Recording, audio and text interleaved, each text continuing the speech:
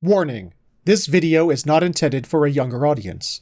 It may contain language, visuals, or opinions not suitable for all viewers. Greetings and salutations, everyone. My name is Featherhoof. And I'm CarnagePanda, having survived hellfire and death again. And we've also survived fall of 2019. Yeah, what can one say about fall 2019? Not much. Thank goodness it's over. Yeah, pretty much. This is one of those seasons, man, where it's like the beginning, I'm like, yeah, that looks cool, and that looks cool, and that looks cool, and that looks cool. And the only thing that was cool was the stuff that carried over from last season. You know, in the defense, a lot of these shows actually started off strong. Yeah. And then let us down. Yeah, that is true. That's, because I'm looking over at the list, I think only, and we're only going to talk about 5 today, because one of them is just sort of, was on hiatus for the past 3 weeks. Yeah, it was on hiatus. We forgot about it. Which I guess we'll just talk about. It's Babylonia. It's continuing, and it spoiled everything in the opening. So, yeah, just watch the opening and you know everything. I mean, apparently they took... the new opening. Yeah, their new opening, apparently, they watched you like, hey, these Tales of games, like Tales of Vesperia and Berseria and all that jazz, those are really cool openings. I wonder what makes those cool.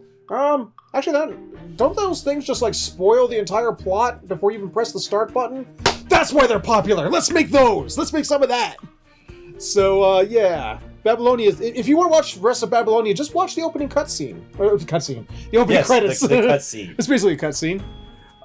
But yeah, so we haven't watched any new Babylonia because there hasn't been any Babylonia to watch. But we do have the five shows are going to wrap up for this season. And like I said, only 2 of the 5. I think by the end I was just sort of like, yes, join this. But other than that, is there anything we want to talk about beforehand before we get into? Yeah, I have a few more recommendations. All right, because that is true because next season we are going to take a hiatus, a season-long hiatus. Next season, which actually is right now. Yeah, well, as you're watching this is the season. We have a whole bunch of shows we want to watch. We don't know much about them. They haven't all started airing yet, as per usual. Yeah, the first air dates for a lot of them are pretty staggered. Well, most of them start airing next week, and by the time you put this video up, it will be next week. Yeah.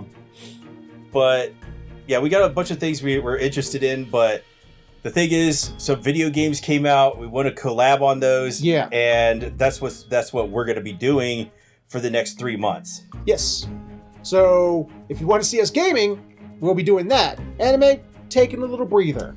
Although we might talk about them while we're because we're being insane. Yeah, because I sincerely doubt we're going to stop watching the anime. I mean, we're just going to come over here. You're going to come over here, and we're just going to be like, so we played the games, and now get the fuck out. Get the fuck out of here. We're probably going to watch some of the animes. We'll probably comment on them while we're playing, but yeah, as far as like dedicated anime talk, it's going to take a season break. But because Featherhoof needs sleep. I kind of do. That would be nice. I haven't slept this entire holiday season. It's been kind of bad, but and I nearly died. So again. So what we're going to do is we're going to throw out some recommendations, some things that we saw that it's sort of like, that looks pretty cool. Let's see if that turns out cool. So hit them with our recommendations. Yeah, so while I'm, still existing during the week, I still watch animes that are not currently airing. Yeah. Because I took this decade-long hiatus, and there's so much to catch up on that I'll probably never catch up on it. Same with TV shows, like I've never watched all of Babylon 5 or that's such a good show though.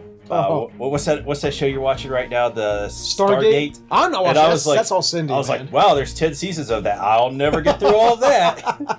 So yeah, here's a few recommendations. Gundam 00. I may have recommended it before. Yeah. But this is the best alternate universe Gundam. It's better than Wing. I know you may be like, what are you talking about? Look, just because I love Wing does not mean I can't recognize if something's better than it. But yes, it's better than Wing. I would recommend if you wanted this to be your gateway into the Gundam universe. At least the alternate universe. Start with this. Well, you know how I feel about Universal Century. It's very hit and miss. Yeah. Same thing with the alternate universe. It's hit and miss. You got things like Seed Destiny, which just make you want to kill yourself. You regret all of your life decisions from episode 1.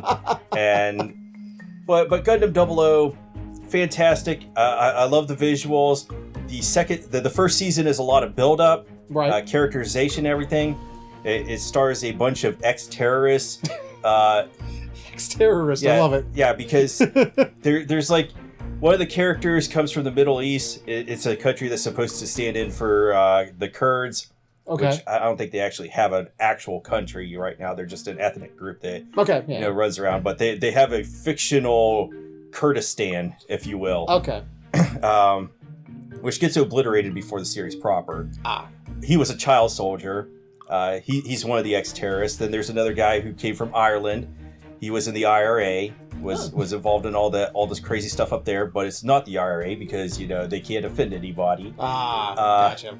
Just with the Kurdish kid, he's in the Islamic religion, but not Islamic religion. Got it. Because they don't want to offend anybody. No. So they have all these fictional things. And there's They can't have any balls. They have to be safe.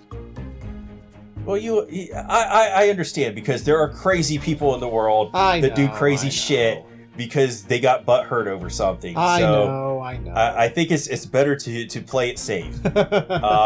There's the typical mental case.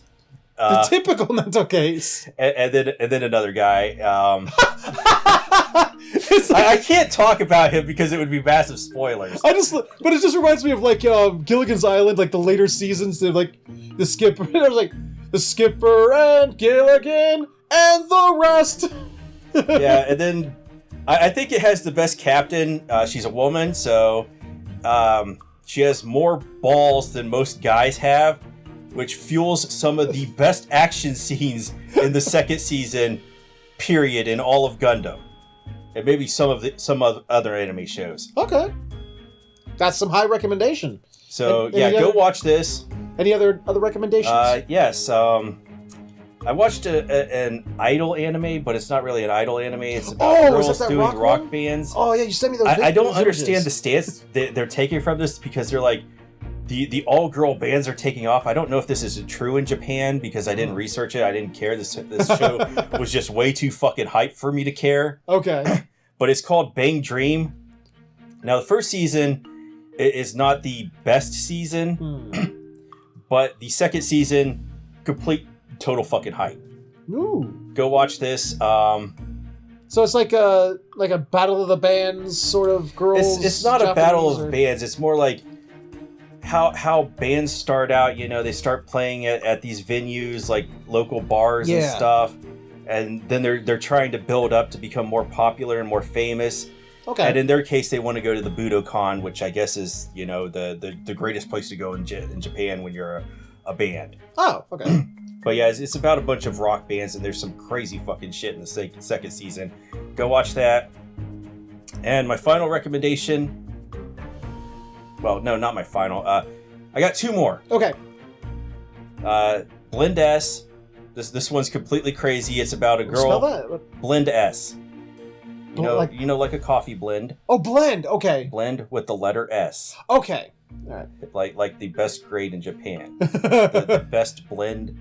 Okay. It's about this girl that wants to get a job at a coffee shop because she wants to fuel her spending habits, shall we say. Gotcha. Because she wants to go on a trip. Gotcha.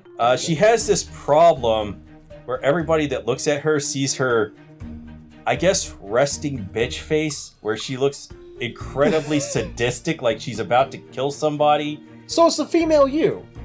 Yes, so I've gotten this all my life. Like, I've just been sitting around. Like, it started in high school, to be honest.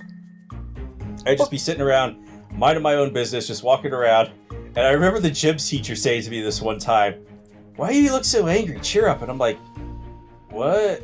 No, it's not kidding. But when I first met him... I'm not angry. I was invited to the lunch table by... Well, I think it was by you. It was by somebody else. And there was this big guy sitting there. I wasn't as big when I was a teenager. But you were still... I'm not talking big as in fat. I'm talking tall. You're a tall motherfucker. Everybody was tall compared to you. Fuck you. Not everybody, but still. Okay. He's sitting on the opposite end of the table at me. And I guess he's just, it's this resting bitch face, but he was just looking at me and I thought he was pissed that, like, how dare this new person come sit at our fucking table? Who the fuck is this guy? Okay, so there was another guy in our friend's circle that was taller than me, taller than everybody. I know. And you're like, this tall motherfucker. You were still, dude. You were still a big dude. Okay. Okay, whatever. The dude was, yeah. Anyway, Blend S is a comedy. It's fucking hilarious. So besides the other guy that was bigger than you, he has resting happy face. Like that dude was always smiling. Okay, so we have a huge contrast here. But yeah, I always got, why you look so fucking angry? I'm never gonna test this guy because he looks like he's gonna fucking murder me. I got out of I got out of a ticket once because of his resting bitch face. So he's not kidding too. The police officer, she came up to my side of the door. I was driving. Yeah, he was driving.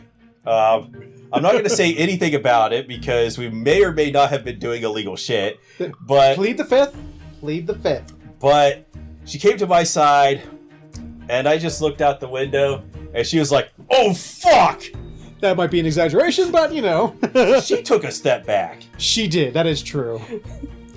Well, I mean, when the guy in the passenger seat, when she knocks on the window and motioning for you to roll the window down, and the person in the seat does this, yeah, you're gonna take a seat because like automatically in her head she heard the horror theme, like the horror music theme, like play because of the way you. She heard the fucking Psycho music. Yeah. She's like, "Oh god, not today. No, not today. I'll just let you off with a warning." But anyway, Blend S and her resting bitch face, we sort of got a tangent, first tangent of the night. Actually, no, I think it was the second one, but...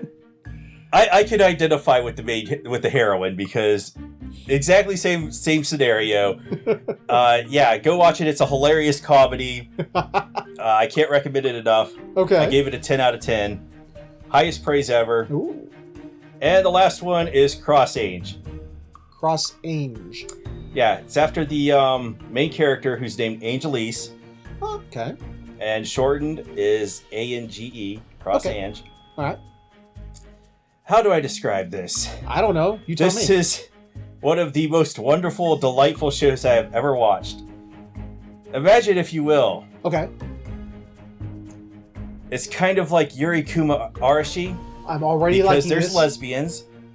Well, okay, for that reason. It has right? a probably female cast, like almost everybody is female. Or a bear? I'll get to this in a moment. Oh, okay, yes. Yes, go on. Crunch, crunch, munch, munch, crunch, crunch, munch, munch. So yes, Growl. almost everybody is a lesbian. Okay. It takes place in prison. Oh no. So this is lesbian rape and murder. Oh god damn it. Now the next part, crossed with Invader Zim. You know, it's like this saying is like, every time I get out, you drag me right back in. It's like, damn it, okay, go on. Yes, this is exactly what this show is. I give this the highest recommendation, oh, God, Lord. Even more than Blend S. This is the most beautiful train wreck I have ever watched. I can't recommend it enough. Go watch it immediately. Okay, so those are your recommendations. Just send a pile of cash to Sunrise. Be like, we don't want you to produce any more Gundams ever. Just send them a pile of cash with Cross-Ange. Tell them, just so they know that this is exactly what everybody in the audience wants. Produce more of this. Oh, God. So those are our recommendations for just to keep you interested and occupied while we're away for our little one-season hiatus. And in the meantime, we have to finish out this season. We have to finale it out. So let's jump right on into it. Coming in first this week, just so we can just take it, talk about it, and throw it out the goddamn window into the dumpster, is Assassin's Pride. Dear fucking God. You know, this is like the prime example of what you were talking about earlier, about how it started off great. It started off like, this is interesting. I can't wait to see more of this. And then just quickly became a dumpster fire. There are so many problems with this show. There is. It's incredibly rushed. Mm-hmm. They blew through, 6 volumes? Yeah. In 12 episodes? Yeah. Just to put this into context, a light novel volume is about 50,000 words. Mm-hmm. And when they're adapting an anime, you can usually get about 6 episodes out of that. Okay. They took 6 volumes and put it into 12 episodes. Yeah. Yeah. Somehow. And they had an anime original episode in the middle of it. Which might have been the best episode, now that I think about it, because it was hilarious. Which one was that? That was the one where they had the sleepover and... Oh, yeah, I love that episode. That actually was a good episode.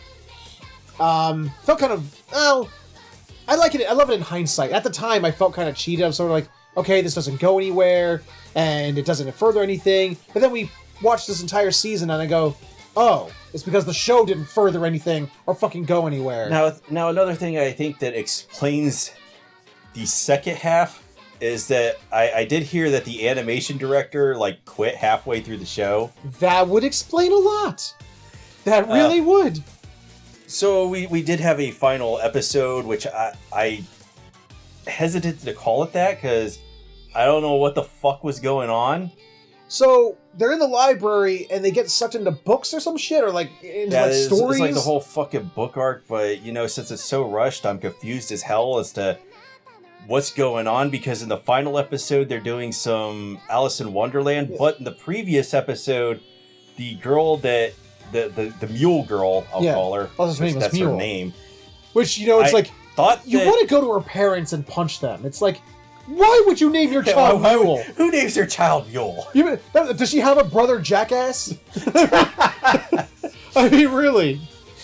So, in the previous episode, she revealed her master plan was to get Melida's class through this book and expose it to the world. Ooh. Which she gets her class, but Melida captures her, but doesn't capture her because of the next episode. So I don't know what's going on at this point. In which, according to Elise, when Elise is fighting against Mule, it's like, Melita says you're like one of her best friends. It's like, what? It's this whole cut content. If I'm going to be honest, if you're interested in this kind of thing, which, go read the manga or the light novels. I don't hate this as a concept. Like I said, when we first started watching, I loved the concept. I'm like, oh, this sounds like it could be cool. But this anime rushed around, had to, like you said, blew through 6 volumes worth of content. It's like, what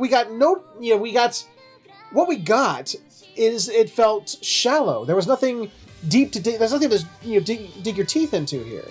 You're exactly right. It's like when they bring the plate out and there's just like a pile of lettuce. Yeah. And you're like, what? Can I speak to Gordon Ramsay, please?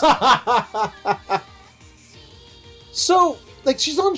I mean, this is what drives me nuts. She's on trial for her, not being, what's-his-face's actual legitimate daughter. And she gives us, this, big super speech that's, supposed to feel grandiose, but it just feels like it falls flat. Because it doesn't feel like... It's like, why is she defending herself? Against what and why? Because they never really go into why they're, trying to fuck over, the Paladin House or whatever the fuck their names were. I can't remember the Angel House. Your guess is as good as mine. It's like this group is just trying to... It's like this group of adults is trying to fuck over this little kid for, no fucking reason. You know what this reminds me of? There's a video game called Wild Arms 4. And I know you haven't played it. No. But I gave you a copy because... No, you gave me 5. I gave you 4. I thought you gave me I wouldn't have given you 5. No. Oh. I got the fucking first print of 5, and there's no way I'm parting with that. Okay, I'll have to go. You might. I shouldn't have said that, but his address is. So I'm a real game collector, and I got this really good. I'm an idiot. Yeah, way to go, dumbass. You don't have to cut that out, but just to make me look like a moron. Okay. Anyway, Wild Arms 4, yes. So, in Wild Arms 4, it has this completely nonsense, just stupid as fuck script. And, they're talking about these fucking council of old men, and I'm, watching the scene, and I'm like, what? What's going on? And these guys are just sitting there going, we're good! We're the greatest! We're the best there ever was! And I'm like, are these dudes literally masturbating in front of me? I was so confused. This was their entire fucking speech about how great they were. It was 20 minutes long. Now, Go play fucking Wild Arms 4 because it has one of the best scenes ever. Is this the train with the chainsaw? Yes. All I have to say is that there is a guy in this game that cuts a train in half with an anti-tank chainsaw. Let that sink in. Anti-tank chainsaw. Anyway, as for Assassin's Pride, though, this... So, okay. So Melita and Elise are fighting against Mule and Dragoon Girl. And then suddenly... they're not fighting them and they're all best friends. I want to talk about this special animation here. There was animation I want to talk about, but we haven't gotten that far into the story. It was like a flash animation from like 2000. Yeah? You know what? I think Eskimo Bob looked better than this. Oh my god, you had to invoke Eskimo Bob! Fucking Eskimo Bob, yes. Holy shit! I don't even know if that site's still up, but... It's all on YouTube. I have looked it up, yeah.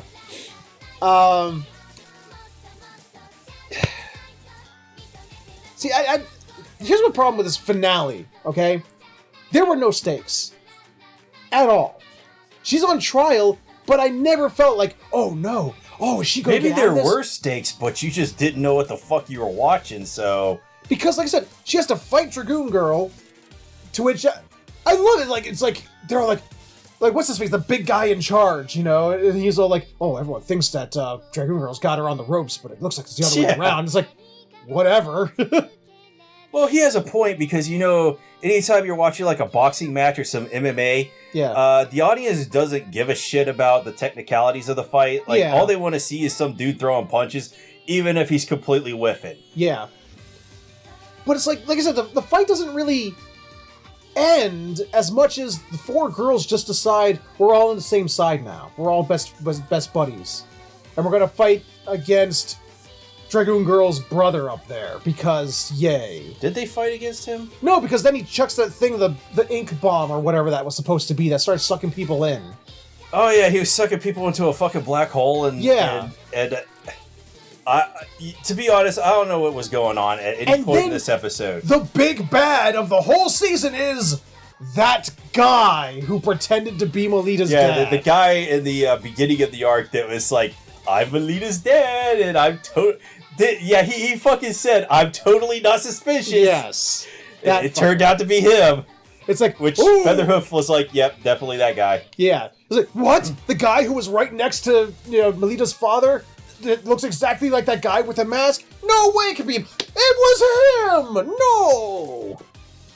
And this fight, because Melita starts to fight him, Kufa comes in to save her, and they start fighting side by side, and they start playing the opening theme. I remember. You're like, no, this is complete... no, you don't get to do this. No, because they try to play it up as they're like, oh, this is so badass, so hype, and I'm like, this is the worst shit animation I've ever seen. This is unwarranted.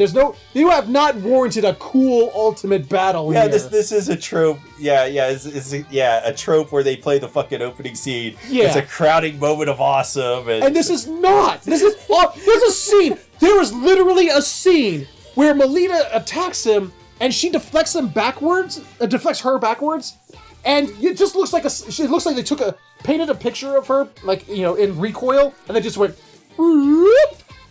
It's like, oh, come on. Like, no.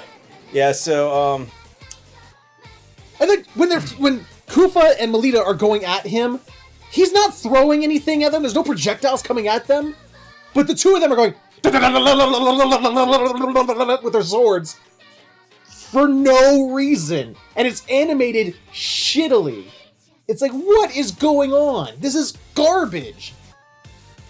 I wouldn't even care if this was fixed in the Blu-rays, because you can't even save the script. No. It's so truncated and bewildering that it's not worth it. It's like fucking watching Brain Power. Oh, you just sitting there, and some dude's farming, and he's like, man, my onions look good.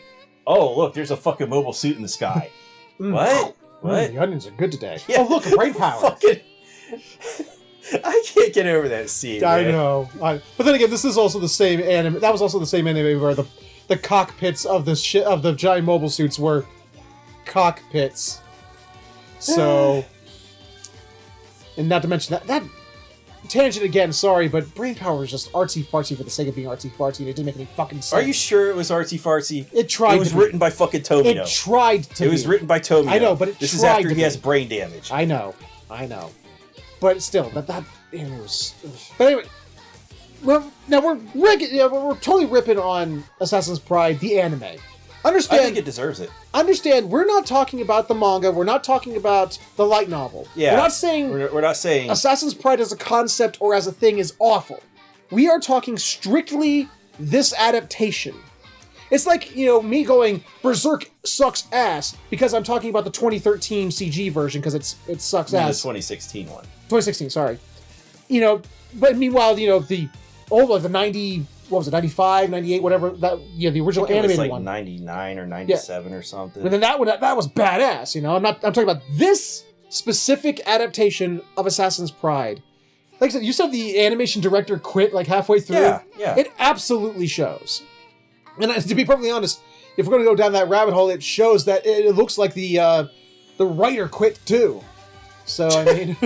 He's like, yeah, I'm not even fucking putting, the script, just scratch lines, that's a script. Yeah.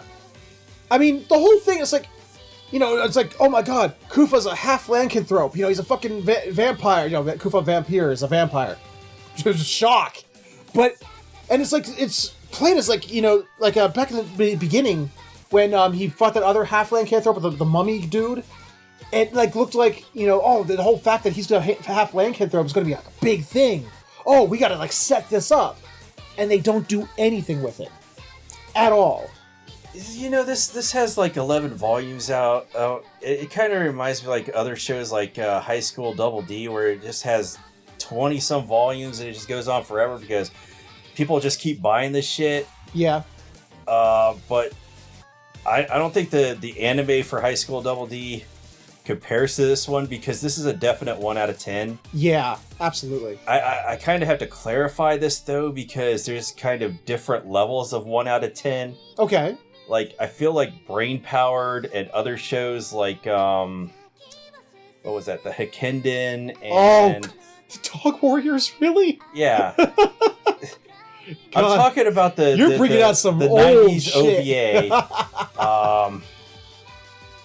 Yeah, I know what you're talking about. Yeah, because they remade it. There's a 2013 or 14 series. Was there?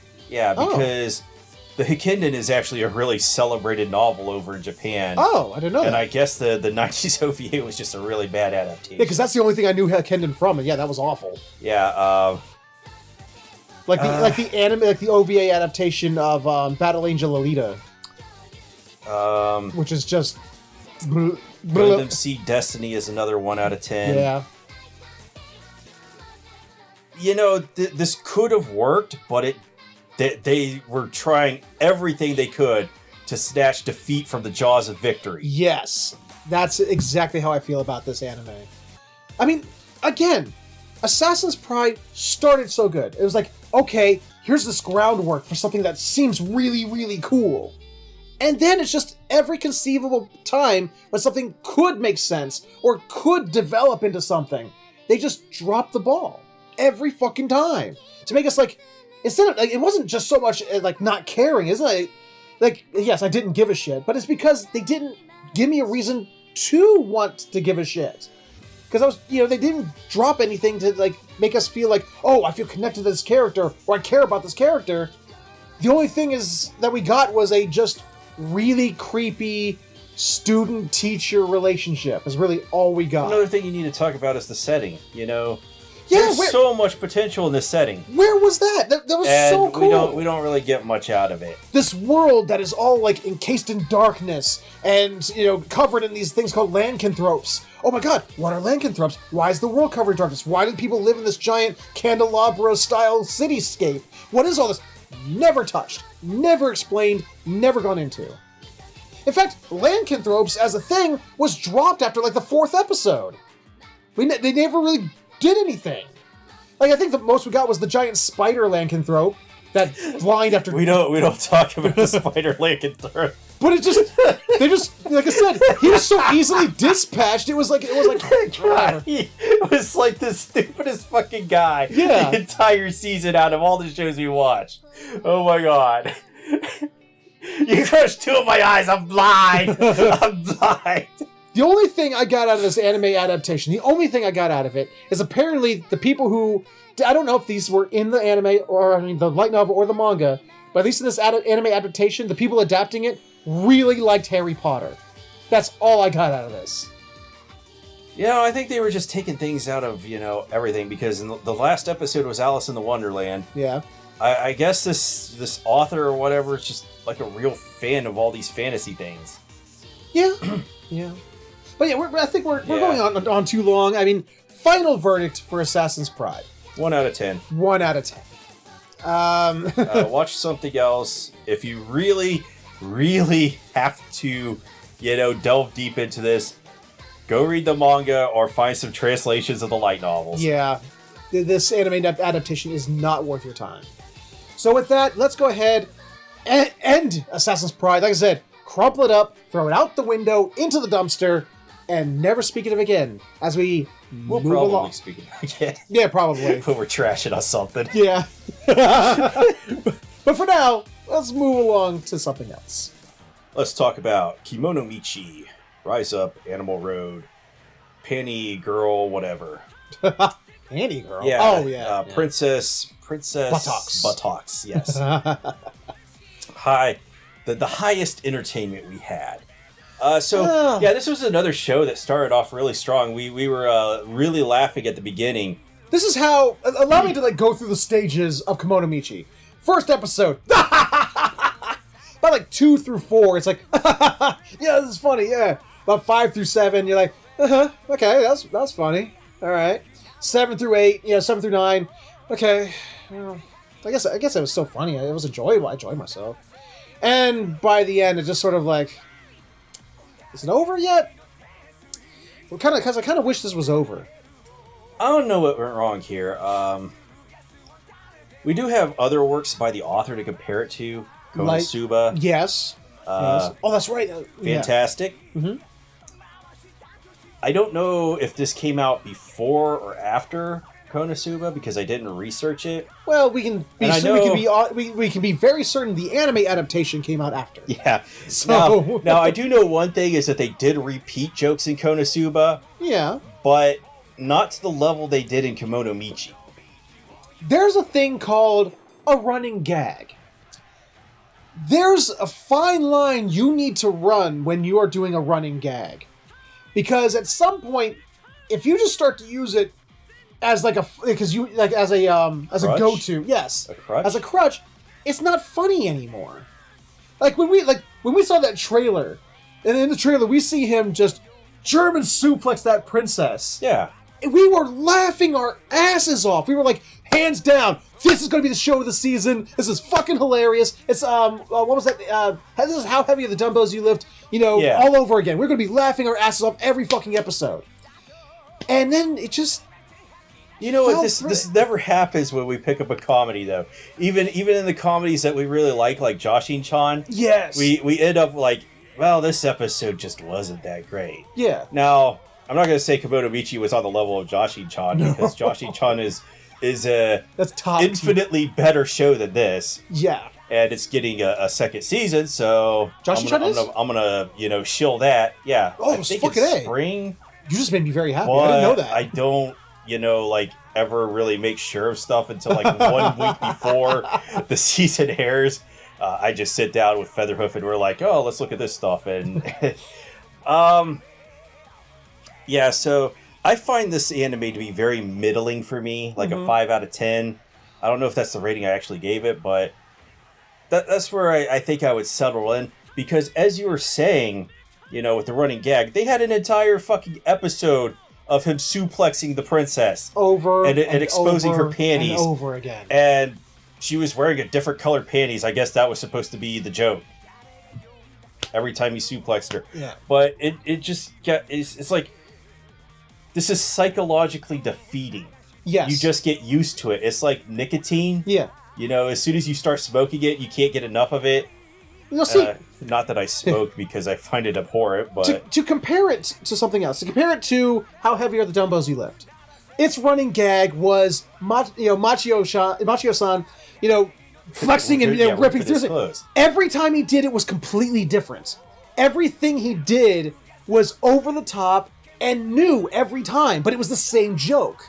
But it was always new. By the time when he just completely rips off his clothes and we have this, holy spiritual moment where the entire audience is losing their clothes and too much macho. Hibiki and them are like, I thought I just lost all my clothes. Yeah. Like, remember the scene, like the arm wrestling? Yeah. Where she tries to arm wrestle Machio, and she's just like, it's like a fucking mountain. I can't even get across. And it's just like, he's just sitting there with like the big, giant, mega arm. It was fucking hilarious every fucking time. Here... They just beat the dead horse. Because it's the to its undeath. Yeah, it's the same animation, with the same result, with the same characters, over and over and over again. And like I said, it's psychologically defeating. You get bored. Yeah. And then you're like, Now another problem is the wrestling matches. Too short. Far too short. They put 3 of the... Or was it 4? There's 3 of the 4 in just one episode. Yeah. When they could have had an entire arc, like, from episode 7 to blah, blah, blah. No, it was 4. Yeah, it was 4, because one of them was like that. It was the one with the cat girl maybe and the there were wolf 5 guy. matches then. Yeah, it was 5 matches between Genzo's, Genzo and his versus Mao's and his. Yeah, and then in the final episode, they have Mao versus Genzo. Now, I'm going to praise this show because during the times when they are doing some pro wrestling... Yeah. There are, great bits of animation there. Remember the scene with, like, earlier on the season when he fights the Orc King? Yeah. That was awesome. Mm-hmm. I loved that episode where they were straight up wrestling. That was rad. Well, at the same time, in the final episode, there's some great moments of the wrestling. Yeah. But then it's set up by just still frames of, I'm doing pile drives and German suplexes and blah, blah, blah. So it's kind of, the experience is marred by that. Mm-hmm. The one time you should just go all out. Yeah. The finale. The last episode hit us with something, make us go like, yeah! It's like we said before with Assassin's Pride, where it's just like, you don't deserve this awesome moment. Kimono Michi, you should have thrown that in! Where was it? And this is ultimately why this show just is not as good as it should have been. Yes.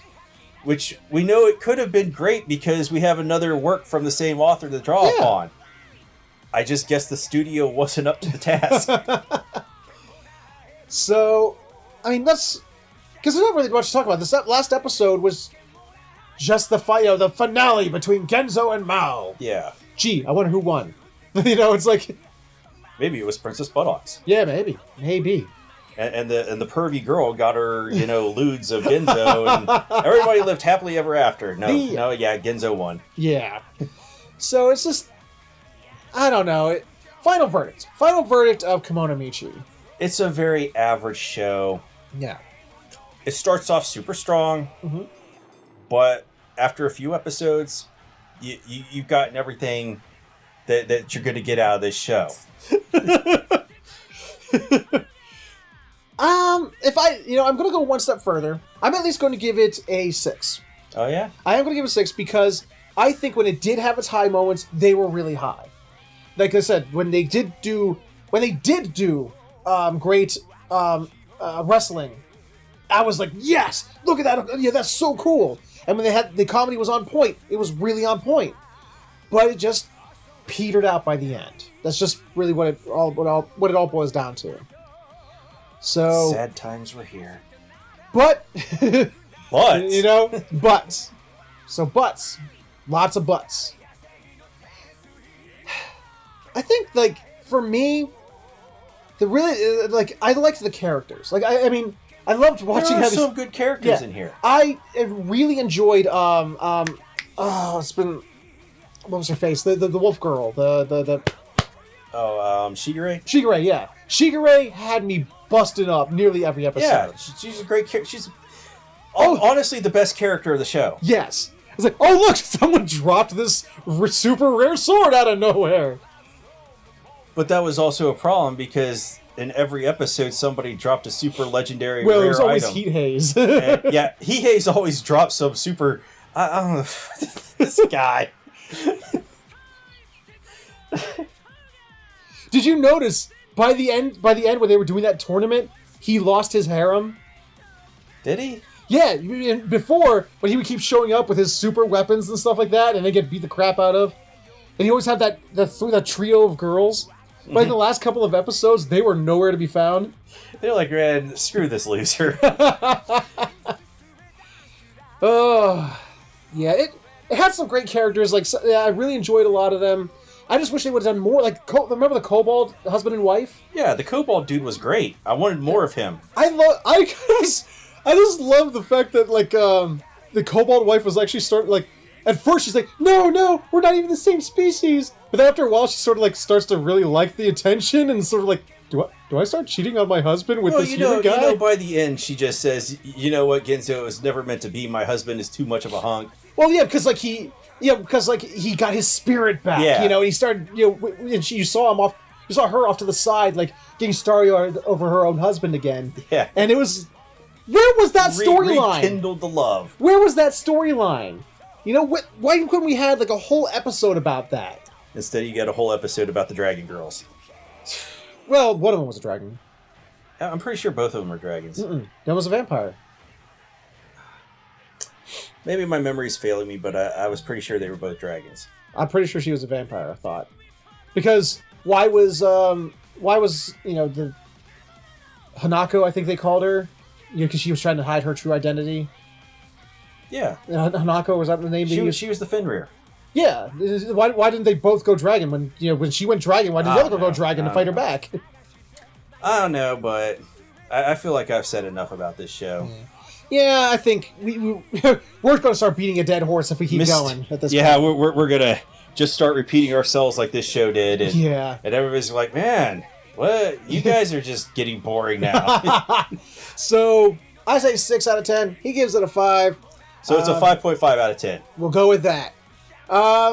So, with that, let's move right along. No Guns Life. And next. No, you're not going to next on that. Because of the 5 anime of this season, we're talking about today, rather, it's one of the 2 good ones, okay? I know. We're not skipping No Guns Left. Spoiler, it was one of the good ones. Wow. You just spoiled the entire section for them.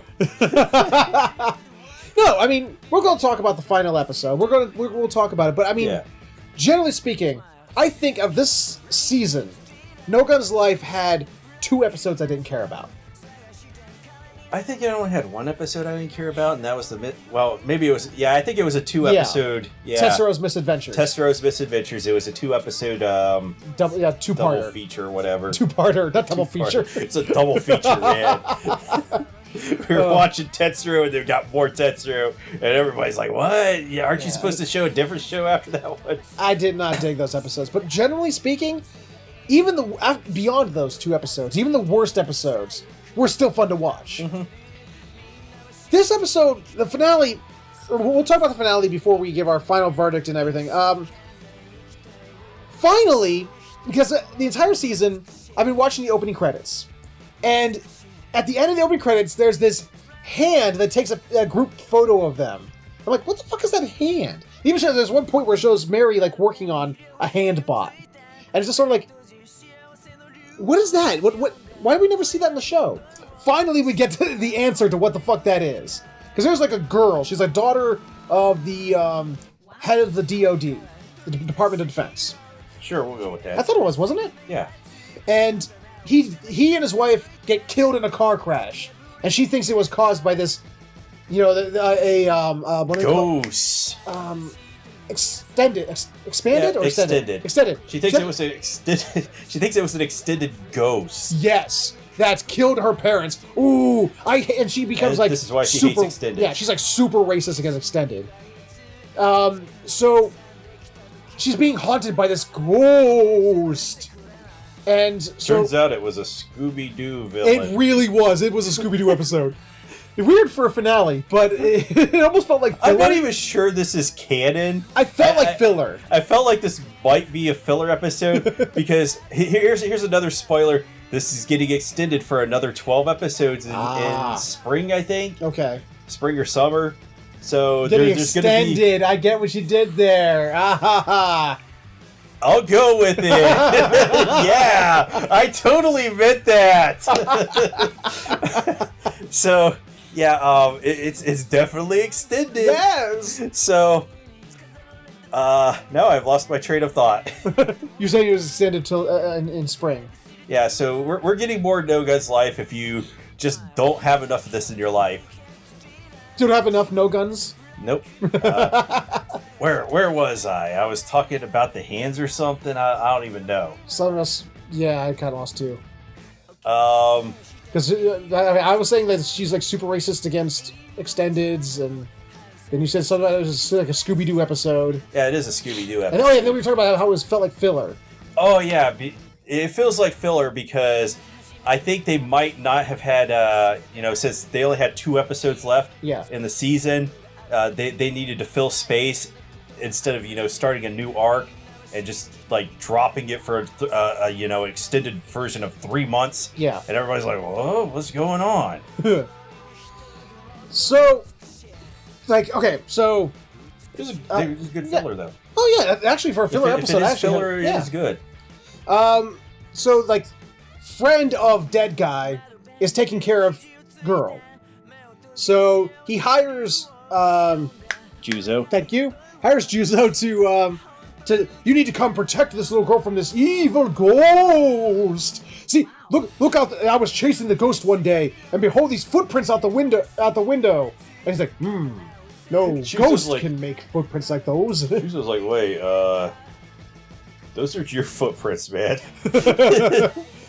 So he goes in there and she freaks the fuck out, and he's like, extended! Oh my god, get away from me! And the ghost shows up, and it's like a pair of hands that just fly through the air. Spoilers, it's an extended hands?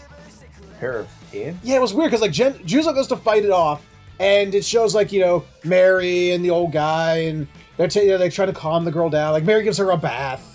It's sort of like, okay, weird scene, but okay. And I think she's legal. Yeah. I think they're both legal. Not that I like Mary, but...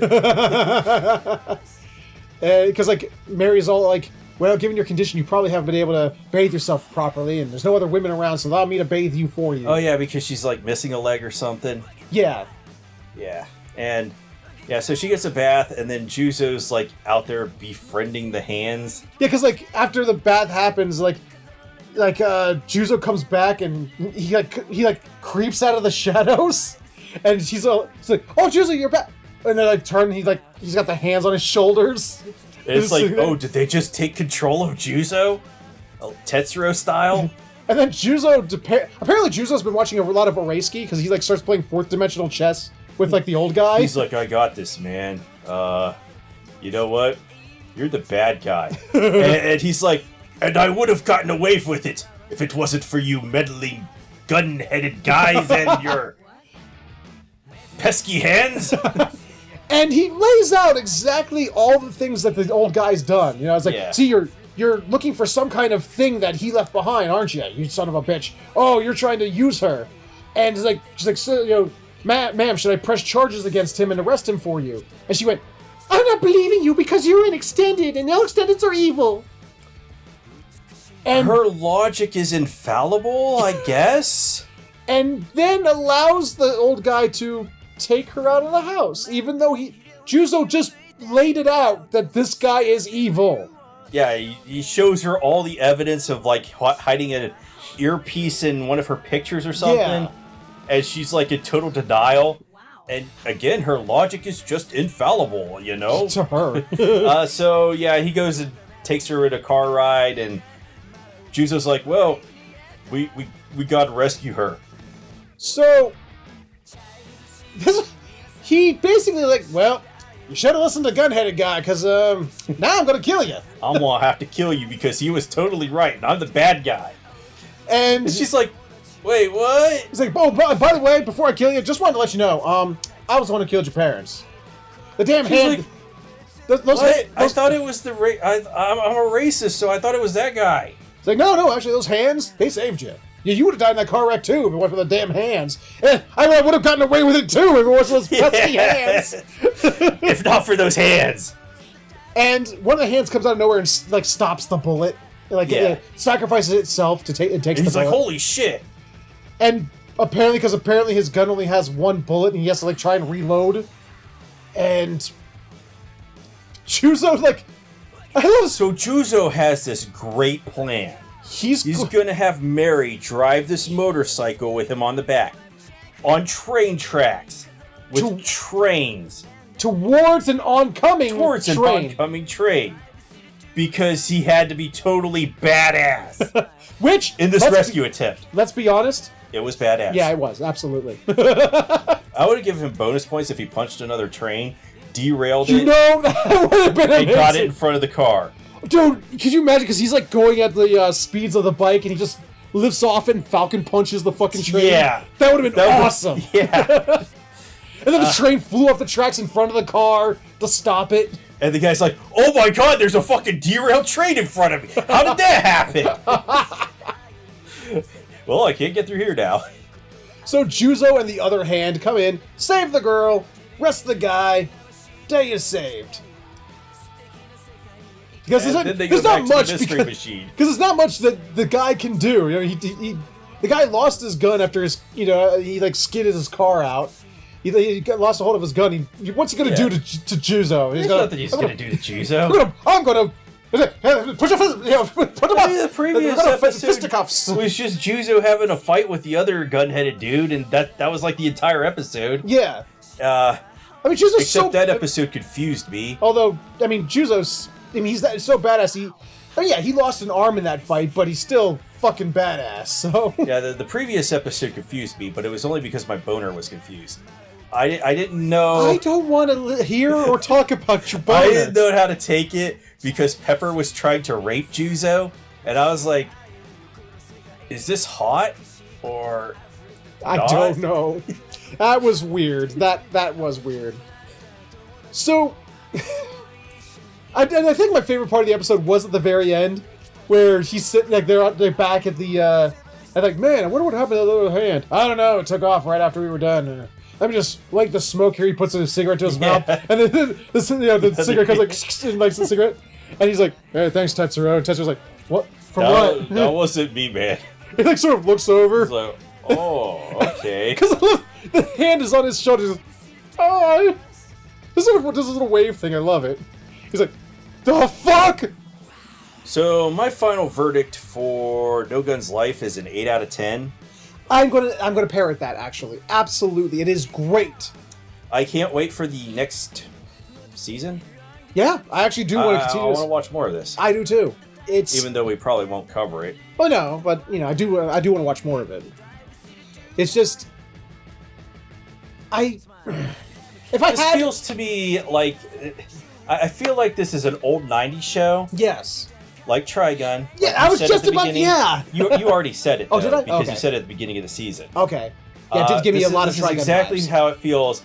Those old 90s action, just adventure shows like Cowboy Bebop, Trigun. Where every episode is it's episodic, has its own contained story, but there's this overarching mystery, this overarching like villain or thing in the background. You know what? I'll throw Slayers in there too. Good one. Yeah, I do want to see more. I want to see more of Bruheron, or however you say that. What was the other one? The anti-extended group. Stritz. I can't remember what it's called, but the Peppers group. Is that? No, she's part of Bruheron. Yeah, right? She's part of Bruheron, I thought. Yeah. The other one that I don't care because it's awesome. It's almost on the tip of my tongue. I almost get it, and it slips. Anyway, but yeah, I want to see more of that. It actually did give us a lot of world building, gave us some great character building. I had a lot of fun with it. I want to see more of Tetsuro with his harmony thing. Why that was even put into his face to begin with. I want to see more of that. Speaking of Trigun, we do have the maybe Gung Ho Guns arc that might come up. There's the possibility because they have this criminal organization. Yes. People like Pepper and the other dude who has the gun head. Yep. They have that totally built up. And that would be amazing. I would love that. But if they could pull it off as great as Trigun did. Like I said, if I had to knock it for anything, is, so, like I said, some characters like they introduce and some story arcs just sort of like they're there and then they just sort of go away. They don't really like add to anything. They're fun to watch, but they don't really add to anything. I will take it away. I gave it an 8 out of 10, which is a great score. Yeah. But I did dock points because I did not like those 2 episodes of the Adventures of Tetsuro, the Misadventures of Tetsuro. And did the fan service, okay, I'm not against fan service. Yeah. But every girl in this show, their tits look like they're fake. Just well, and Mary, I'm like, Mary wasn't busting out or anything. The ones that they do the fan service on though, Pepper, the girl with the she's the commander of the what's and whatever. Oh yeah, I know what you're talking about. With the pink lips and dark hair. Blue lips. Same thing. Did I say pink? You did. Well, that was totally wrong. Yeah. So not same thing. No. Yeah, she had blue lips. It's the only thing that really irks me. It irks me not because they looked fake, but because they had to stop so that Juzo could be like, yeah, that too. Come on, man. It's like, God, really? Really? You don't need to throw in this Beavis and Butthead moment. Yeah. I want to talk about that one Beavis and Butthead episode where they're trying to take this girl to court because they claim that she's sexually harassing them. And they're just sitting in court and going, and the judge is like, what the fuck are you doing? And they're like, yeah, she's sexually harassing us. And he's like, what? He's like, yeah, she's doing it right now. And all she's doing is just sitting there. And then the judge is like, all right, I'm going to need both counsels to come to my office. And he takes in the plaintiff, which is Beavis and Butthead's lawyer, and he's like, son, what the fuck?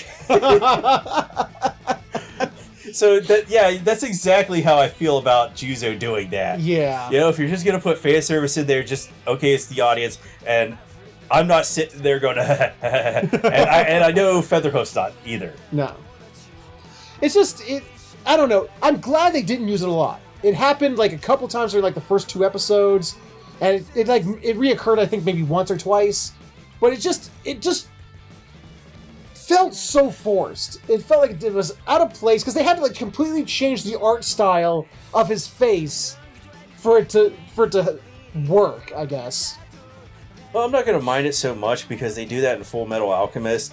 They completely change the art style sometimes. Well, yeah, for Alphonse because he doesn't have a face. They have to.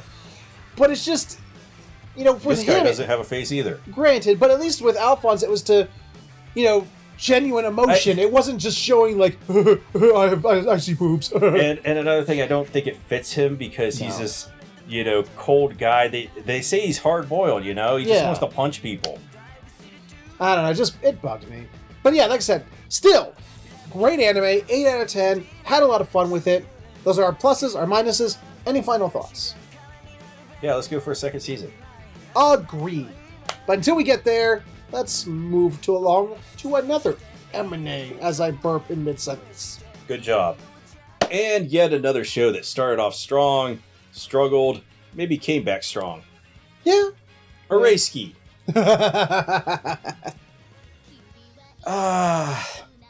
So those first 3 episodes, you know, brilliant. In my opinion, Araiski should have just been those 3 episodes. It should have been an OVA I that agree. was just those 3 episodes. I agree. Just those 3 episodes. Just end it there. Mm-hmm. Perfect 10 out of 10. Yes. Unfortunately, it went on. This is almost. It's not as bad as Assassin's Pride. No. But it's still. I think I would give it a 6 out of 10 because Araiski as a whole. Yeah. Because there are some highlights. Yeah. But there are some low moments. True. Where the show just drags. about half of the show, about half of the season, is kind of miss. We have the first 3 episodes and then the final arc, in my opinion. Yeah. You know, so yeah, about it 6 could have episodes. just been 2 OVAs. Yeah, 2 3-episode OVAs, and we would have been great. Yep, but unfortunately, OVAs are dying. Look, I actually enjoyed the totally original filler episode. I enjoyed the hell out of that episode. Yes, with the so-called nip slip. And, I mean, just watching Sunshine come in to save the day, like over and over again, was great. But this final arc, before we go into Oresuki as a whole, let's talk about just this final arc, these last 2 episodes. So in the final arc, the real harem protagonist shows up. What's his name again? I don't know. Okay. Let's call him Bob. So Bob shows up with these 2 other girls. You can totally tell that he's a harem protagonist. Well, we've seen these girls before. They were the one who helped Joro look for the book. Pansy's book when he lost it. So they return with Bob, the real harem protagonist. Yeah, and turns out that Bob has always had the hots for Pansy, and Pansy don't like him. The only difference here, unlike Sunshine, who also had the hots for him, has no intention of raping her. Yeah. He actually legit wants Pansy to like him back legit. So the reason that Pansy does not like him is because of his harem protagonist characteristics of always being helpful. He is like the true good guy. He fixes all the problems. Yeah. He's always nice.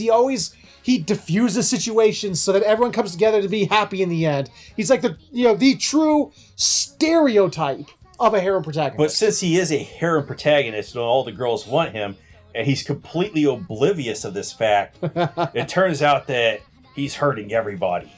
Oh. And that's why Pansy doesn't like him. Because there's 2 other girls that like him, and she'd rather him get with them. But what I like about this is that it feels like those first 3 episodes. Yeah. Where suddenly there's that 4th, 6th, 12th dimensional chess being played. I'd even go with like the last 3 episodes because it introduced that one girl, the freshman girl that is completely insane. Oh yes, I love that chick. And makes all the weird noises. The baseball manager. Yeah. She's great. I loved everything about her. Mm-hmm. Like I said in previous episodes, I'm pretty sure every fucking thing she does is a reference to another anime. Well, we called it was Sailor Moon, yeah, and then there was another one that the Mirai Nikki. Yeah.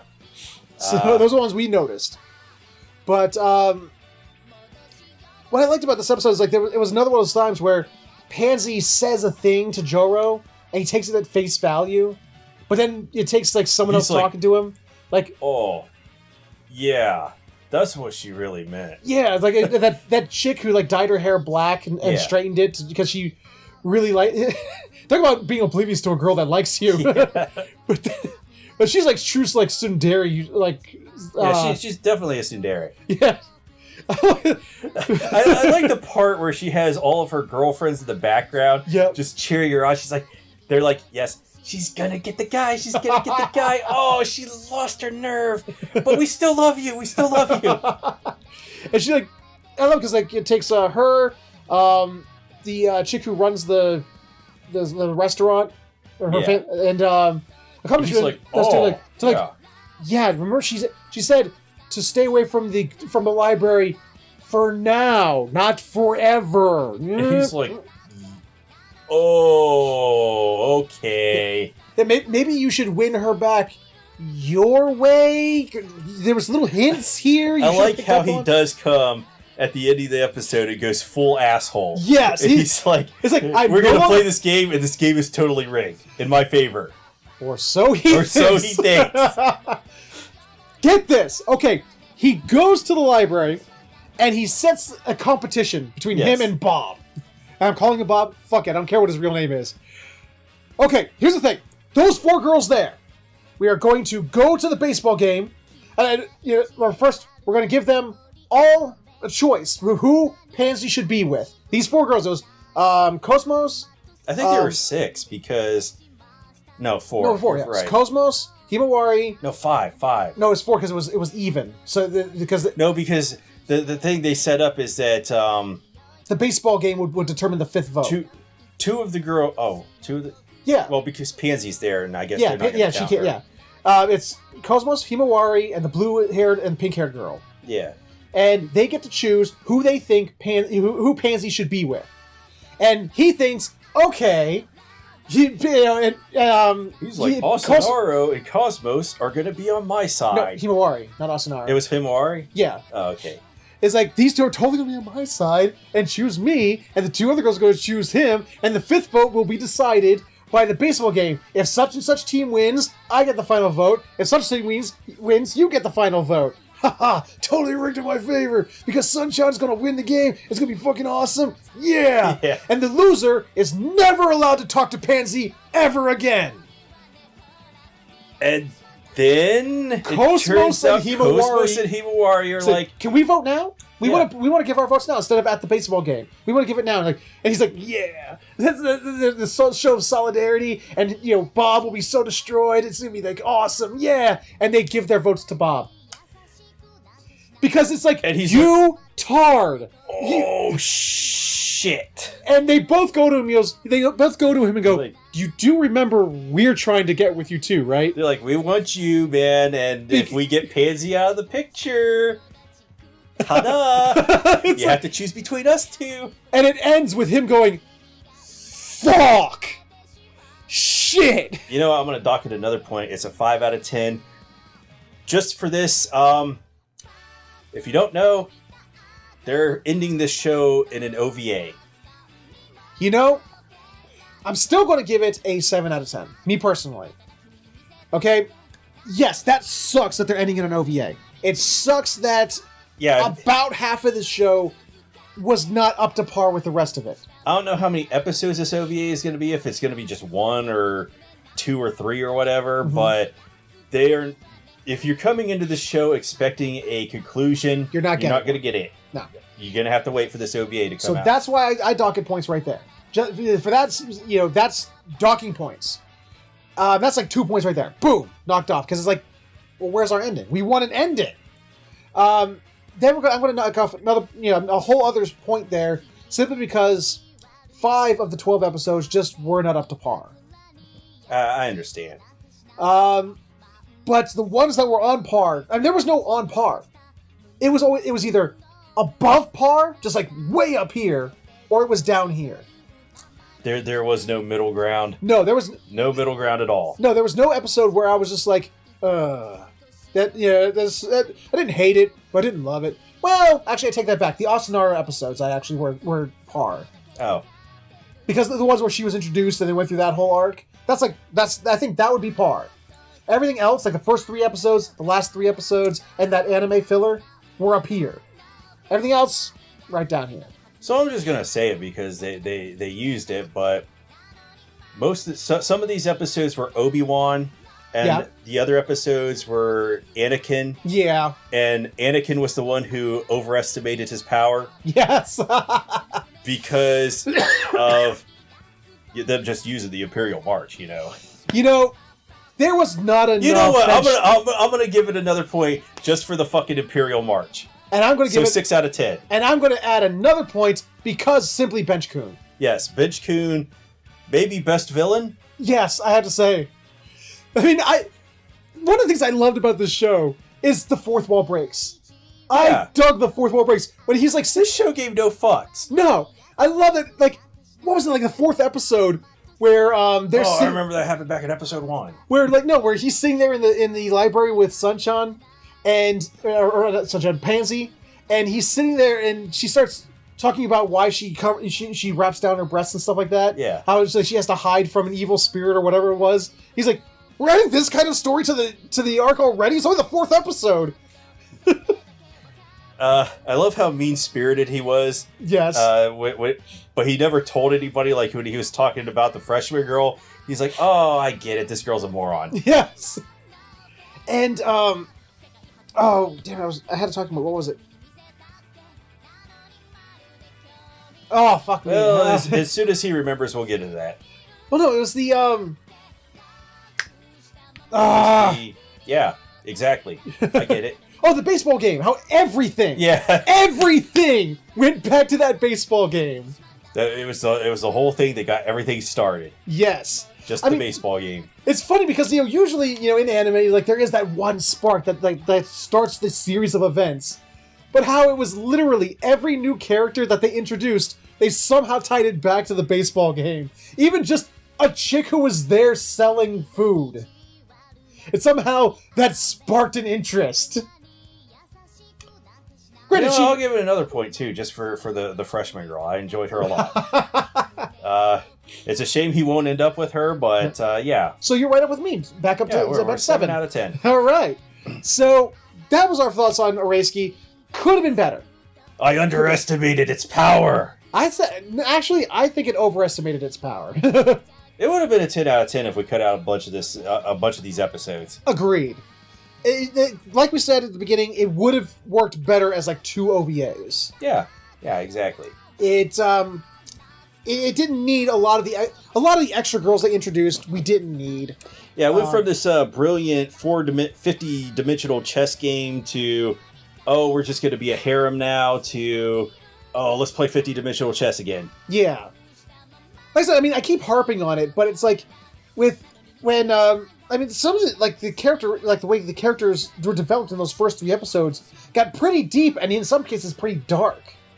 And then it just sort of afterwards hilarious. And that's what I'm saying, like after it, like I said, the first 3 episodes they were pretty deep and dark, and then afterwards they just were like, let's play it all for comedy. Like let's dump down everyone's personalities to play it for comedy. Yeah. Like Cosmos, like after the first 3 episodes, after that, all of a sudden she's like obsessed with like writing everything down in her notebook and acting all like sort of crazy and stuff like that. Okay. Like bringing in like the 5 stacked lunches, to try and. Well, we know her angle is that she wants to get Joro, so. Yeah. Well, everyone's angle is they want to get Joro. And I wouldn't be surprised if Sunshine's angle was he wanted to get Joro. I've already said yes, he does. That's something that girls do when they like somebody or like a guy, maybe a girl too. I don't know anything about that. Is they try to be helpful, But You're trying to get your attention to them. Cosmos was went overboard, and she always had the super hysterical hyper laugh, and it's like everything had to play out exactly how she wrote it in her notebook, and it was just like, okay, whoa, chick, slow down. Maybe everybody will live happily ever after, and we'll get a great ending, or maybe not. But I don't know. But yeah, that is this show's ultimate fault. No ending. So that's how we felt about it. That was Araseki. Any final thoughts on that? No. All right, then, moving right along. So our final pick for this season was Welcome to Demon School Iruma-kun. Very consistently good. Yeah, it had some pretty low. It had a few low points. No, it didn't. Like episodes that were very Clara focused.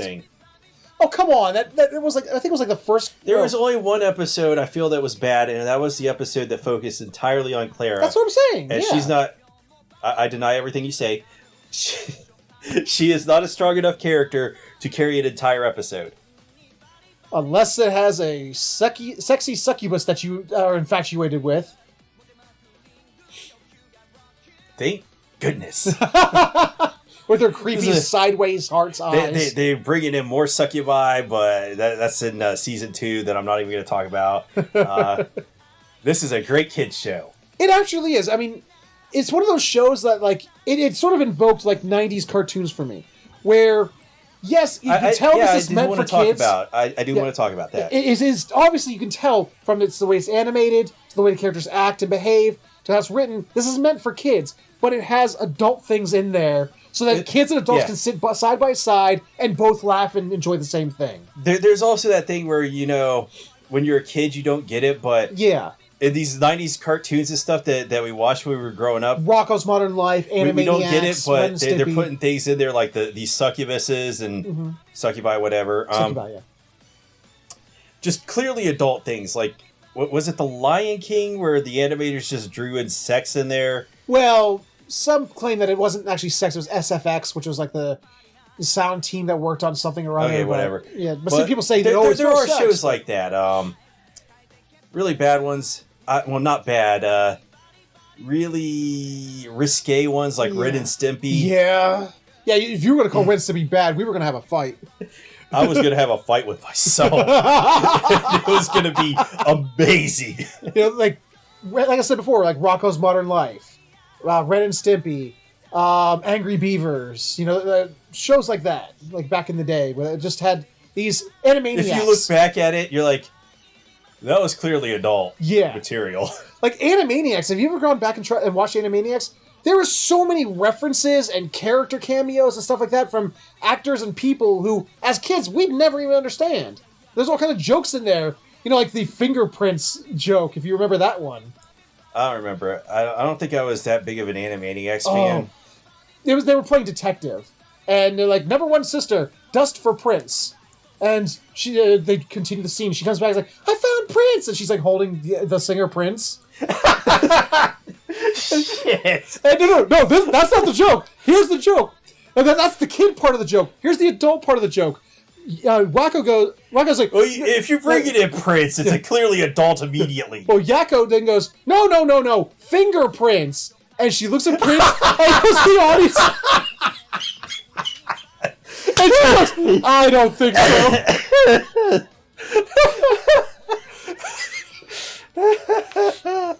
So, as you can see, adult humor. I would contend bringing Prince in is already adult humor. But Rubicon, maybe not that, risque, but it definitely has things in there for the adults and the kids. You can enjoy it on a variety of levels. I know it is. No, dude. After this, I will show you this compilation of Animaniacs hidden adult jokes. It's fucking crazy. So let's talk, before we go into, like I said, before we go into it as a whole, let's talk about these last episodes that we watched. Yes, or no. With the Battlers. Yeah. So our last couple episodes are. Essentially, in every school anime, the main character wants to join a club, but in this case, he's sort of forced to. In Demon School, they don't have clubs; they have battlers. Yes, like you don't go and become a part of the succubus club. No, they're battlers, and you really don't get. I was confused because when they introduced the concept of battlers, it sounded like you don't get you don't choose battlers; battlers choose you. Yes. But then... It's like that Soviet Russia meme. But then he clearly chooses his own battler club. Yeah, he gets I was kind of confused by fucking chemistry or invention club or something? Magical apparatus battler. Yeah. Battler. Yeah. Where he gets this... With this guy that they introduce who... I guess he can use magic, but if he does, it makes him die. Like, have you ever watched an anime called Excel Saga? And... There was, the main character, and then there was her sidekick. Yes, I have. It was just an awesome show, by the way. Oh, you'll make me bleed. You'll make me bleed. Shut up and die. Space man. Space butler. Anyway.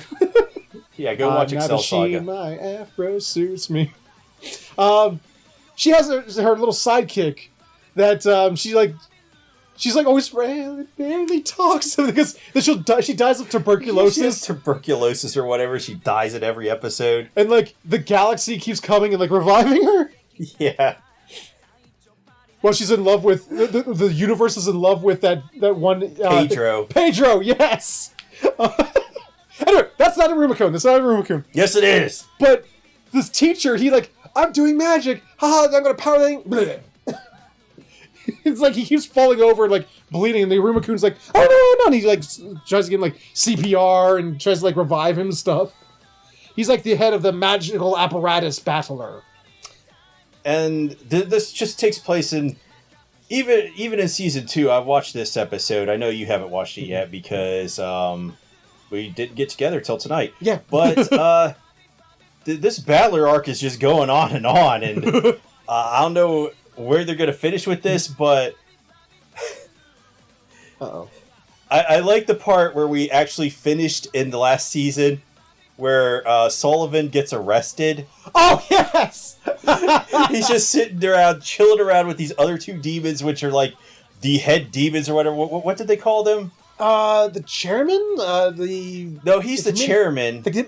All three of them are like equal the great status. three. Yeah, they're all equal status. They're the great three. They're playing poker or something. No, they're playing whose grandson's cutest. Yeah, they're playing whose grandson is cutest. Because they all like bringing out these pictures and they're like, my grandson's the cutest. Well, like they're doing it with like the fervor of like a Yu-Gi-Oh match. Like, yeah. I whip out the grandson sitting on the toilets card.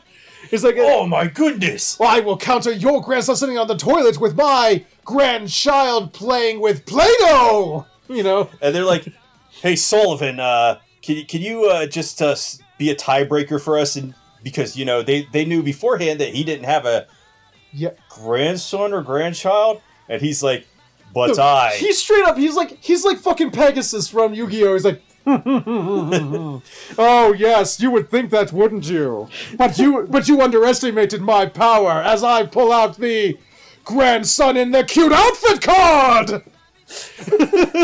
Yeah, so they're just going on and on about this, and they can't.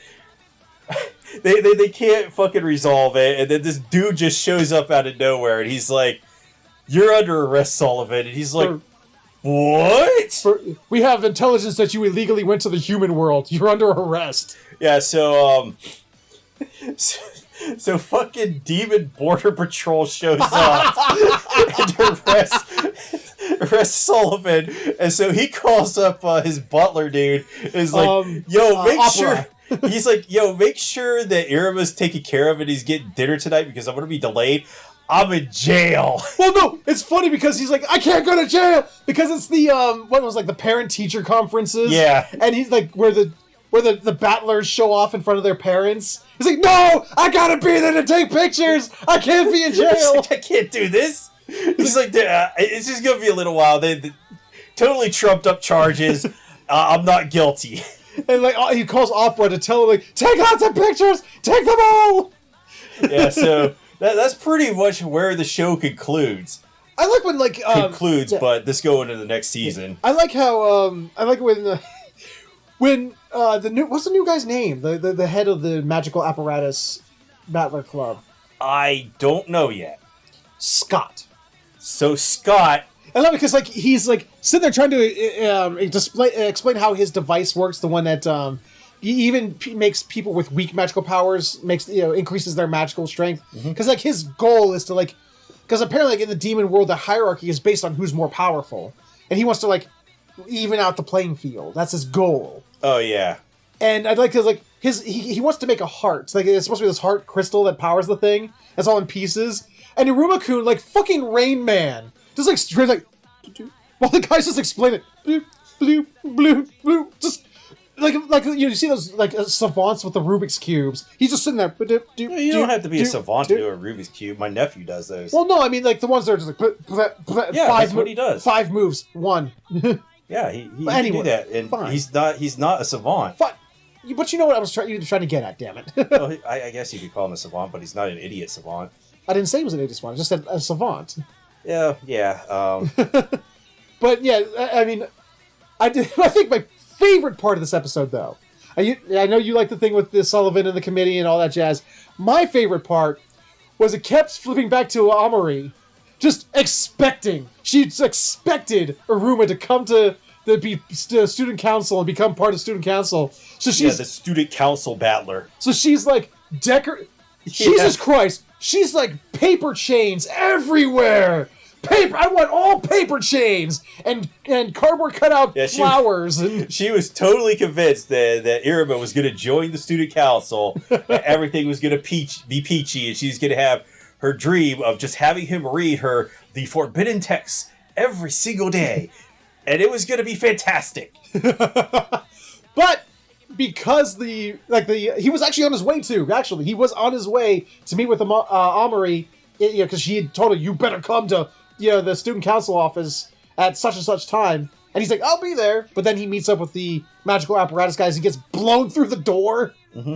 And he's like, because he can never deny a request. He's like, sorry, something came up. Can't show. He doesn't show for like 3 days. She's like, where is he? And then he comes at the end of the episode to apologize, and he's like, but I'm the student council president. I thought you would come and join student council with me. He's like, you're the student council president? And she's like, how did you not know? How did you not know that? like literally, we've always been in the student council room. How would you think I would be able to get us in there privately? So my final thoughts are: this is a great show. Go watch it. Absolutely, make your kids watch it. Mm-hmm. This is literally if you don't have kids, make kids. No, don't make more kids. We have too many of them. What? But shut up. And honestly, if you're a fan of anime and you have kids, this is literally a show you can enjoy, and you can enjoy with your kids, and you have nothing to like. Oh man, I don't think my kids should see that or hear that. It's all fine. There's nothing bad about it. And both in the sense for a kid, but also in the sense that there's nothing bad about it. You know, and I think if there's anything that I would say is bad, but it's only by personal taste, is I don't like the character of Clara. Just as a character, she annoys me. She's funny. There's some good and bad, you know. Yeah. She can't carry an episode. No. At all. No. Don't do it ever again. Thankfully, we have so many characters that they aren't going to do it again. Yeah. Hopefully. The only thing that like approaches like maybe isn't appropriate for kids is the owl dude, because he's like a total perv. Who cares? But like the way he play, the way they write and they play it, they never do anything specifically pervy. But you can see that he's always trying to like get in with the girls and like get close to him and stuff like that. I don't care as long as there's tons more succubus that show up, and I'm totally fine with the show. That was the one thing, yeah, because it was just like, so they were talking about the sexy levels, and when Clara got like a 2, and then like the succubus was like, even a baby has a 3, and I'm like, why does a baby have any levels of sexy? That's gross. I will not recap my thoughts on babies, so. But you have no problem recapping your thoughts on succubi, lady. There's more than just one succubus now. Oh, is there? Yes. Oh, cool. Spoilers for next season. But let's talk about Iruma-kun as a whole. Like we talked about this episode as a whole. I would give this show an 8 out of 10. You know what? I was going to give it a 7.5 out of 10. Lies. 7.5 out of 10. Lies. I'm sorry. That's how I feel. What are these fucking halves? Like I said, halves.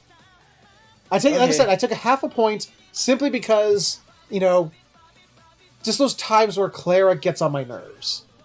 I can understand, but then I can also see it from the viewpoint of a kid. I understand who thinks, oh my god, this is fucking hilarious, and I'm going to go scream my head off, and Right, but I'm not a kid. I'm giving it a score based on my viewpoint.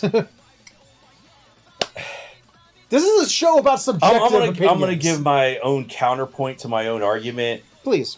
That do I need to clone you so that there could be 2 of you sitting here so you can just argue with yourself? Back in 2007-ish or 2008, I started building up a DVD collection. Hey, me too. And which I no longer have because I don't believe in DVDs and Blu-rays. Whatever. And I bought the Back to the Future trilogy. As a kid, I loved Back to the Future. Mm-hmm. I still love it. I watched these movies after I bought the DVDs to it, and then I put them back on the shelf.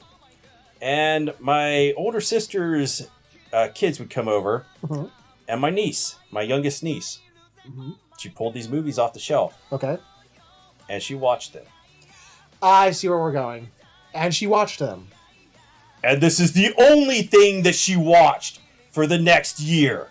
Yeah, I understand where you're coming from. I understand that because I have a buddy. I love Short Circuit. I don't know if anyone loves. I love the movie Short Circuit. Short Circuit 2. Yeah, Johnny Five. Yes, I love Johnny. Johnny Five is alive. Not just assemble. This is the first movie. Short Circuit is the first movie that I saw in theaters.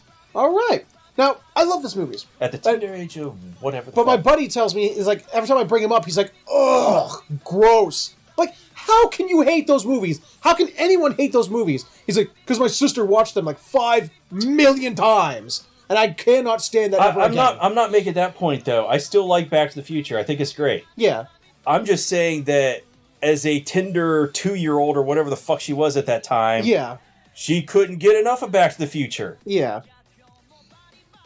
How did we get on this? I was trying to find a making a segue. counterpoint to my own point about kids just running around screaming like fucking lunatics. Yeah. Like they do over at my place because I live next to an elementary school. Oh, God. And, yeah, I mean, Clara is a very imitatable character for children. Yeah, that's the one thing that drives me crazy about kids is that they'll just go outside and start screaming at the top of their lungs for absolutely no reason. And that is Clara in a nutshell. I have to think about, was I like that as a kid? Probably. And I probably was. Yeah. So, those are our feelings on Welcome to Demon School, Irumakun, and that is all the animes, because of course we can't talk about Babylonia, as they went on hiatus for Babylonia. Go watch Babylonia, or don't. Yeah, it didn't. You know what? Here, we're going to... I covered both sides. Yeah, we did.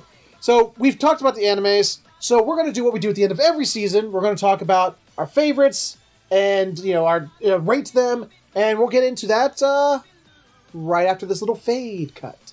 So, we're going to talk about, end of the season stuff. So, we had this season. Let's start with the opening credit sequences. The opening's music, the opening songs, opening animations. Openings. What was your favorite opening this season? I hate them all. That's unfortunate. Really? Not a single one. There's nothing here that appeals to me. I have to go back to like spring to, get an opening that I liked, which was Fruits Basket. That was a good opening, yeah. Then I have to go back to winter where all the good openings were. See, so I'm looking over here at the list of animes we watched, and if I had to say the one that I actually enjoyed the most, as far as the opening is concerned, it was Kimono Michi. Kimono Michi's opening, just because I loved listening to the hype announcer, and at the beginning, partway through, he's started screaming like he was talking on a mic. I loved that. It was hype. It was, I don't know, I liked Kimono Michi's opening. It's encapsulated all that was good about that show. Now, I should probably say I don't hate all of them. Yeah. Most of them are 5s out of 10s. There's nothing in this season that blows me away. Okay, I will agree with that. There's nothing that's outstanding. Two of the shows, I just couldn't stand the openings. The first one was Babylonia. What? I do not like the song at all. Wow. Okay. Which, they're just reusing it for the next opening. They came out with completely new visuals and kept the same song. I don't like this song. Huh. Okay. And go ahead and say the next one. I know. And the next one, I know I'm in the minority opinion on this one. It seems like the anime community at large loves this song, and that is the Welcome to Demon School Irumakun opening. I just cannot stand this one. I was on the same page as you in the first episode when we were sat there and we were like, yeah, it didn't inspire anything in me. It grew on me. I'll be honest, it grew on me. Because there was a time where I actually did love all that DDR style music. The shit they would put in a DDR game. That opening theme feels like it would be in a DDR game. And I kind of grew to like it after a while. Okay, I can see if you're playing a DDR game or one of those games like OS or whatever the fuck that game was you played back in 2005. Beat Hazard? Beat Hazard? Might have been. Is that called? Where you're shooting the asteroids or whatever, and it's Yeah, Beat Hazard.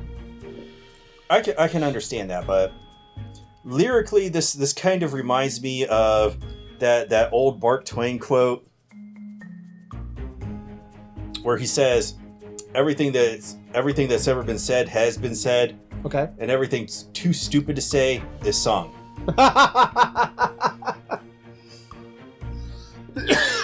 Excuse me. I don't know. It was fun. It was catchy. It was upbeat. Then there's just that part where he just screams, "Oh my girl!" I don't know why. It just kind of cracks me up. Yeah. So I'm totally in the minority with this one. I know that most people love this song, and they're probably like, "What the fuck is wrong with you?" The other opening I enjoyed, and this is really weird because I didn't like the anime, was Assassin's Pride. Oh, that's interesting. I enjoyed that opening. It was weird. It was sort of... Too bad the show sucks. Yeah, too bad. But it actually, the opening theme is, along with the visuals, is just something that sort of drove me in. I do understand what you're saying, though, because we're in the minority on this one. We didn't really get that Kaguya fever but dear God, is that opening great. Yeah.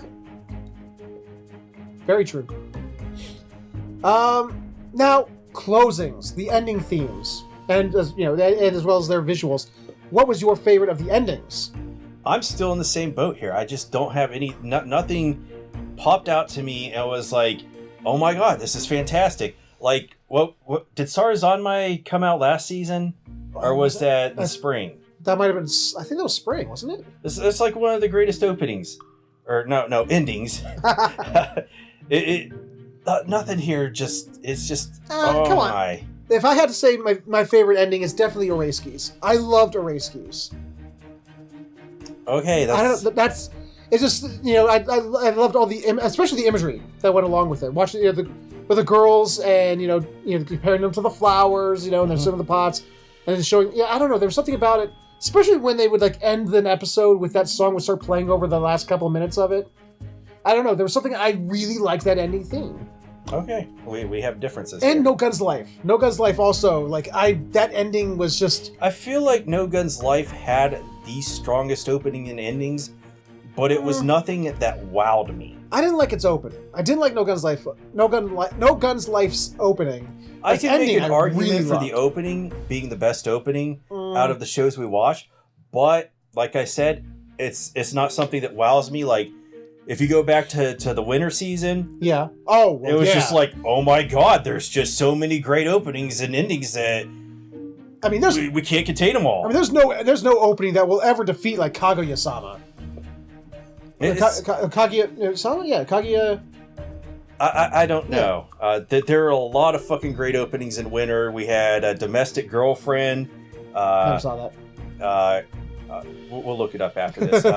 We had Domestic Girlfriend, Kaguya-sama, Promised Neverland. Oh God, yes, I love Promised Neverland. Promised Neverland's openings was fucking fantastic. Shit, I'm probably missing some, but damn was winter stacked. Mm-hmm. Oh God. But yeah, I mean, yes. I'm not saying that these are the best. I'm saying which is what were good this season. But if I'm finding everything like middling, it's just yeah. All right, so we're gonna do with our final segment, our final judgment. Let's rank from worst to best. What was your favorite anime of the 6 we watched this season? From worst to best. Yes, start with number 6, worst. As if we need the same. Actually, let's do this. Let's do 5 to 1 because we both know number 6 will be Assassin's Pride for both of us. So yeah, Assassin's Pride is number whatever. It's number 30. It's the lowest spot ever. Yes. Beyond that. Let's see. After that, probably Kimono Michi. That far down. For the great disappointment that it was. Okay. I want a professional wrestling anime. I did find one. I don't know how it's going to turn out. Okay. I don't remember the name of it right now. It's like I Want to Be the Strongest in the World, which I guess it's an ecchi show with girls doing professional wrestling. Okay. But they actually are doing professional wrestling. Oh, that's good then. Let's see. Now, Oreski, I would put in the middle. Just because... 4 or 3? Well, we're doing 5 to 1, right? Yeah. Because Assassin's Pride is obviously at the bottom. Yeah. So Kimono Michi, Oreski for being disappoint. Starts off strong, ends strong, has this flagging middle section. Well, I think it does this. It is a W. It goes and then Okay. But the entire middle didn't sag. There was this weird part where it went back up. That entirely describes Pansy there. Or at least when she's 70 or 80, it definitely describes it. It's hard to decide between who's at the top of No Guns Life and Welcome to Demon School. Well, don't forget Babylonia. Who cares about Babylonia? That's what we were talking about. Yeah, so I would put Babylonia next. Okay. Gilgamesh Best Boy. Ushiwaki Maru Best Girl. Oh, hands down, yeah. And then I guess it's a tie between No Guns Life and Welcome to Demon School. Okay, all right. I was looking at a script the entire time. That section was just scripted. Well, don't tell people that. They'll believe it. Idiot. So, just the titles of the show were scripted. Well, they're physically written on the screen over there so you can remember their names, but it wasn't like you were reading a script. I'm old. I have the Alzheimer's. So definitely, of course, Assassin's Pride for me is way down there, last place. After that is going to be, for me, that's going to be Babylonia's Places next. Because for me, it just... Part of the fundamental problem I have with Fate Grand Order, I don't know if it's all Fate Grand Orders or if it's just Babylonia. I feel like you're about to make a strong argument. The main character, Fujimaru? Well, the main character is just supposed to be you. So they had to write entire dialogue which just did not exist for him. No, it's just Fujimaru and MASH, why are they there? They fail at everything. Well, they don't fail at everything. They're only failing here because everything is just like... Fujimaru and MASH are like Piccolo and the rest of them fighting Nappa and Vegeta. And their power levels are not over 9,000! I know, but it's like... It just, I don't know, it's just, these are the characters we're supposed to care about, and I'm just watching them get their asses beat every episode. It's just like with a very, very few win record. They're almost like fucking Glass Joe from Punch-Out. They're like 99 or 1 in 99 at this point. It's like, ugh. Then I would go with Kimono Michi because, yes, it made me laugh. I cracked up quite a bit, but it ended in disappoint. I would then put No Guns Life, actually. Oh, wow. You gave this one a higher score. I know. But the thing is that just because I gave it a higher score doesn't mean it's my favorite. I was understanding that it's pros and cons and trying to be objective about it, but subjectively, this is my top 5 subjective list. No Guns Life was a lot of middling, a lot of not really doing much. There's a lot of talking, a lot, not a lot really happened that... How can I put this? I don't know, it just felt like there wasn't a lot being moved forward a lot of time. A lot of time it's just sort of like would get a little stagnant. So you're feeling like you need more plot within it, and they were just sitting there doing characterization instead? I'll go with that, yeah. Okay. Then I would go with Araseki. I liked Araseki more than No Guns Life. I'm sorry, yes, it had its moments that were just like, ugh, this isn't... It's subpar for it. It doesn't need this. And yes, it's disappointing that its finale is part of an OVA. But the parts that I enjoyed, I really, really enjoyed. So you're saying that the pros are outweighing the cons? Yes. Like those first 3 episodes, those last 3 episodes, I actually did enjoy the parts with the reporter girl, Asanaru. I really liked that mini arc. I liked the totally original anime filler episode. It's just... But there are some episodes that... You are correct. There are... When it hits the notes it's supposed to hit, it really knocks it out of the park. Yes. Another baseball... No! Not back to the baseball game! No! But my number 1 is Iruma-kun. Iruma-kun, there's nothing offensive about it. There's nothing, awful about it. Just purely awful about it. Nothing that makes me roll my eyes. There's nothing that makes me just hate it. It was enthralling. It was funny. You know what? It was just enjoyable. Iruma-kun was the best show of the season, so I'll just kick No Guns Life. Get down there. just sort of like... Yeah. You're not on the same level as Iruma-kun. Get out of here. Was it deep? Was it dark? Was it serious? Was it just one of those things where, something like Banana Fish or Promised Neverland that's just going to leave your mouth dropping oh my god? No, it's not. But it was just super entertaining. I'm surprised you still have a mouth to drop after you talking about Banana Fish. Your head should be gone. Well, no, it's there's just some anime out there, you watch it, it's just you're just whoa! Vinland Saga was like that for me. Just shows that just make me just oh my god, I can't believe they did blah blah blah or something like that. But Iruma-kun it was one of those things. It's like playing, or for me, Iruma-kun is like playing Super Mario Brothers. Pick up a Super Mario Brothers game, any of them. It's not deep. It's not a experience or a tour de force. It's just a fun game. Okay. That's okay. Iruma-kun. Iruma-kun is to anime as Mario Brothers is to video games. It's just fun. And I can't fault it for that. I can give it no faults for that. Yeah. Yeah. It was the best show we watched this season. I would agree. Yes. Iruma-kun was too fun, how Assassin's Pride was the opposite of good.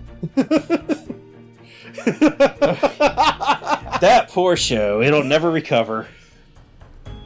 I mean, I'm going to fight me on this. Assassin's Pride, worse than Angels of Death. I don't know about this. This is Nope. I'm gonna say it right now. Ooh. I feel like this would be an epic battle. This is one of those things that need to be in like. This is one of those things that needs to be in one of those death battle. Epic rap battles of anime. Assassin's Pride versus Angels of Death.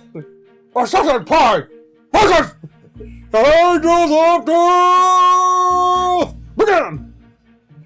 We finished Assassin's Pride though. We did.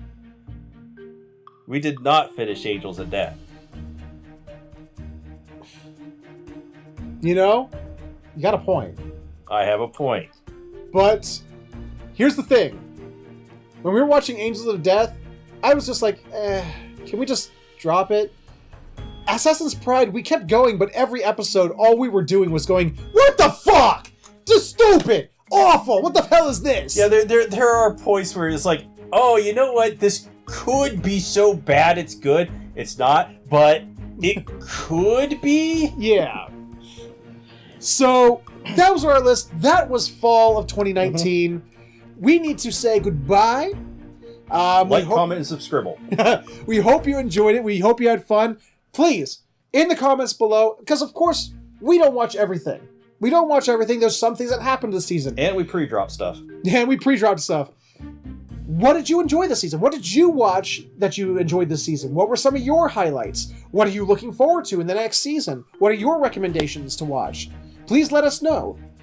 For now, however, if you enjoyed this episode, let us know with a like, comment, subscribe, share it, or you can click on the annotations for the videos we've done. Thank you so much for watching, and we will see you all next time.